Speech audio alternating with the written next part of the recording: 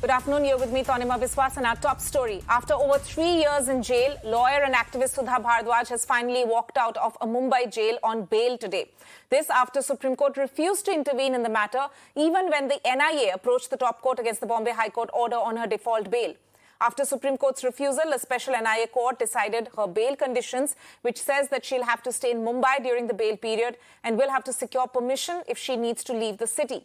She's also been barred from making any public statements.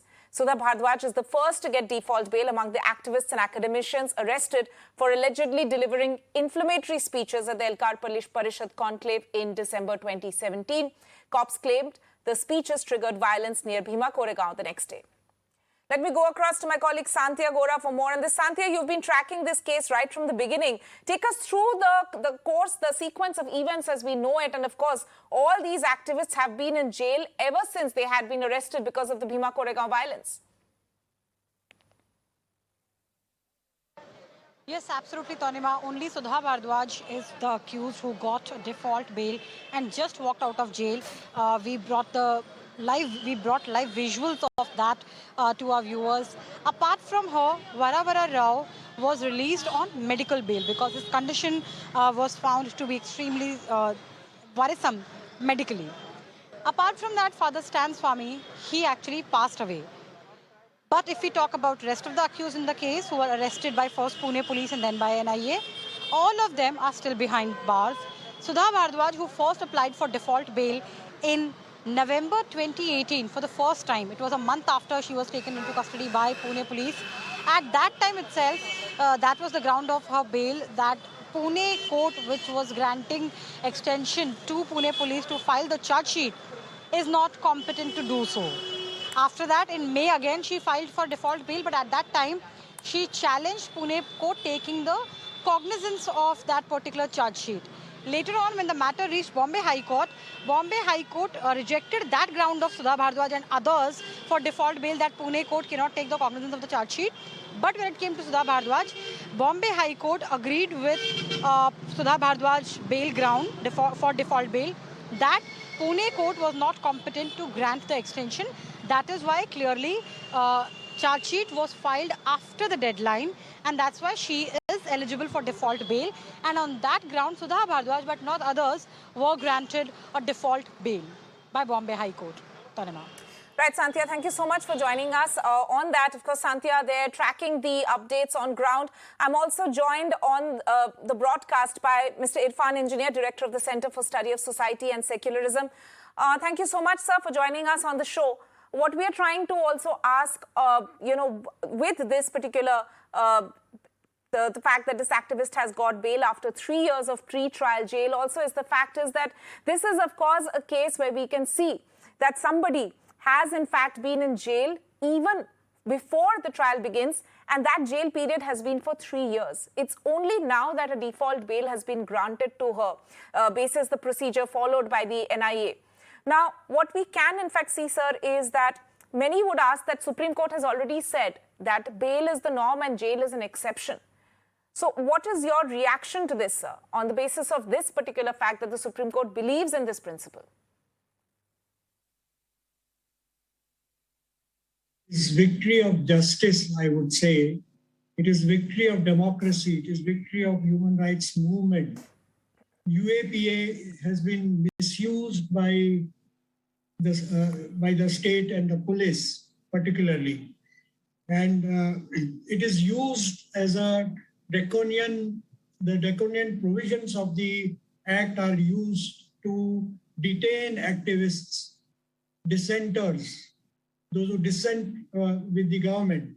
Remember, Sudha Bhardwaj had held a press conference when some of the activists were arrested in Bhima Koregaon case. Surendra Gadling and others, Shoma Sen and others were arrested. After that, she herself was arrested under UAPA. This case was transferred to NIA much later after the Maharashtra government was sworn in. And they wanted to re-examine all the material before the police, whether any injustice has been done. sensing that the whole case would be re-examined, immediately the case was transferred to NIA, and the central government kept this case under its control. And we see that the case has been used to intimidate those who dissent, those who disagree with the government, those who have a contrary opinion. So this Sudha Bhardwaj walking out on bail today is victory of justice, victory of democracy, victory of freedom of expression. I wish others also would get bail and they also someday will walk out. And for trial, once a charge sheet is filed, for the trial, nobody needs to be detained. But UAPA has draconian provisions wherein the court must satisfy itself based on the material on record, on preliminary evidence, believing that evidence which is on record, whether the statements are true or false or however they were extracted, believing those statements, the court should examine whether these material on record will lead to conviction. So this is a very harsh provision in UAPA, and often this is used to detain activists and human rights activists and dissenters. All governments, including the previous governments, have misused the provisions of UAPA. It is time to re-examine the draconian provisions of UAPA, and justice should be done. Engineer, stay with us. I'm also joined by Sanjay Hegde, senior lawyer of the Supreme Court, on the broadcast. Mr. Hegde, do you also agree with Mr. Irfan Engineer that it's about time that the centre actually had a relook at UAPA provisions, because that is the reason why that somebody who's an activist who has engaged in public life is staying in jail for 3 years because UAPA sections have been invoked against her? Well, that's a question not only for the government to consider, but for the country to consider. Look at it. What kind of a country? Bhardwaj has been an activist, of impeccable integrity. After 3 years, she has at least managed to get bail on a reading of the law and on a way, in the same facts, on a technicality, the others have not been released. We, as a country, risk descending into a police state if ultimately all that it takes is a set of policemen and a harsh law to be selectively used against whoever the people in power decide to use it. It is time that we as a country tell our politicians that you cannot use the law this way. Right. Mr. Hegde, stay with us. Let me also go back to Mr. Irfan Engineer now. Mr. Engineer, this also brings into the question as to whether or not, obviously, there needs to be more accountability in terms of the investigative agencies, because remember, in this particular case, a default bail was granted to her. The NIA went to Supreme Court on it. The Supreme Court refused to intervene. So the fact of the matter is, because proper investigative procedure was not followed, this person, along with several other activists who are still in jail, of course, had to stay in jail for 3 years even before the trial could begin. So it also brings into account that central investigative agencies, or any investigative agency for that matter, needs to be way more accountable than what we can see basis this particular example. I would not expect investigating agencies to be strict or to exercise any caution. In fact, when investigative agencies are being used to curb dissent, to punish dissent, to be draconian, it is the courts that will have to be very careful and in examining all the material before them, whether the person arrested and brought before it, because the provisions are so draconian, the court must exercise all the cautions possible. It is for the courts to examine all the material, and court is an independent agency. The investigating agencies are not independent. They do the bidding of, unfortunately in India, The executive exercises control over the investigative agencies in various manners, and they misuse the investigating agencies. The investigating agencies do the bidding of the executive, of those who are in power, those who are in control.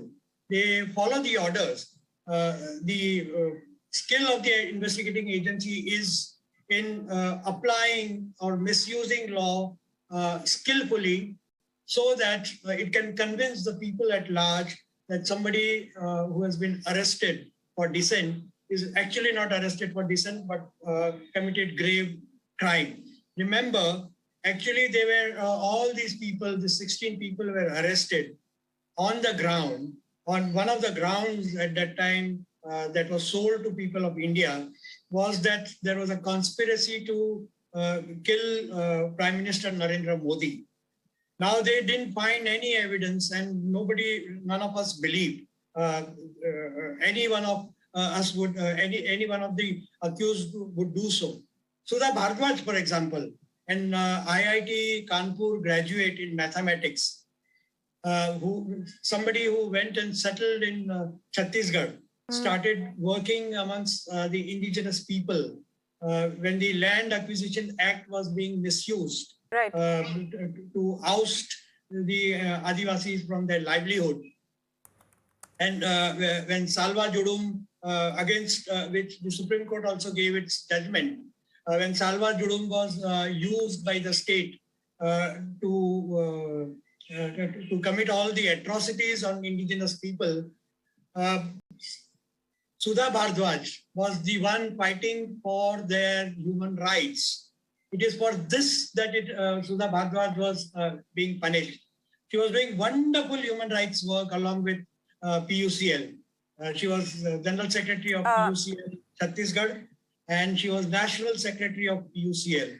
So nobody believed... Mr. Engineer, yes. Mr. Engineer, let me also bring you back to this point. I mean, if we look at this particular case, where, there are two instances also, besides Ms. Bhardwaj, if I can just point out, where Varavara Rao, of course, is another activist who is somebody who's accused in this case. He was also released on bail because of his failing health.